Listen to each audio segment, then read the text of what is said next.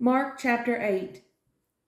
In those days, the multitude being very great, and having nothing to eat, Jesus called his disciples unto them, and saith unto them, I have compassion on the multitude, because they have now been with me 3 days, and have nothing to eat. And if I send them away fasting to their own houses, they will faint by the way, for divers of them came from far. And his disciples answered him, From whence can a man satisfy these men with bread here in the wilderness? And he asked them, How many loaves have ye? And they said, 7. And he commanded the people to sit down on the ground. And he took the 7 loaves, and gave thanks, and brake, and gave to his disciples to set before them. And they did set them before the people.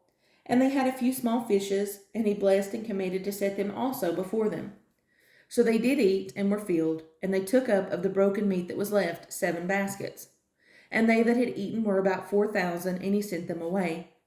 And straightway he entered into a ship with his disciples, and came into the parts of Dalmanutha. And the Pharisees came forth, and began to question with him, seeking of him a sign from heaven, tempting him. And he sighed deeply in his spirit, and saith, Why doth this generation seek after a sign? Verily I say unto you, there shall no sign be given unto this generation. And he left them, and entering into the ship again departed to the other side. Now the disciples had forgotten to take bread, neither had they in the ship with them more than 1 loaf. And he charged them, saying, Take heed, beware of the leaven of the Pharisees, and of the leaven of Herod.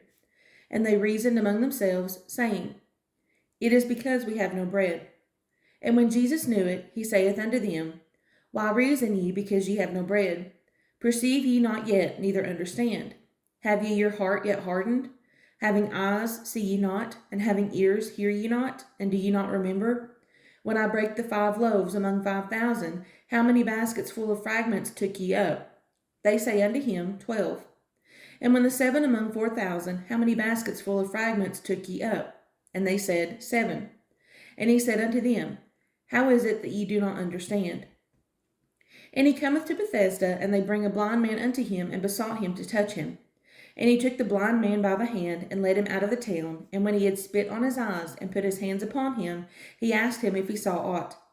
And he looked up and said, I see men as trees walking. After that he put his hands again upon his eyes, and made him look up, and he was restored, and saw every man clearly. And he sent him away to his house, saying, Neither go into the town, nor tell it to any in the town. And Jesus went out and his disciples into the towns of Caesarea Philippi, and by the way he asked his disciples, saying unto them, Whom do men say that I am? And they answered, John the Baptist, but some say Elias, and others one of the prophets. And he saith unto them, But whom say ye that I am? And Peter answereth and saith unto him, Thou art the Christ. And he charged them that they should tell no man of him. And he began to teach them that the Son of Man must suffer many things, and be rejected of the elders, and of the chief priests and scribes, and be killed, and after 3 days rise again.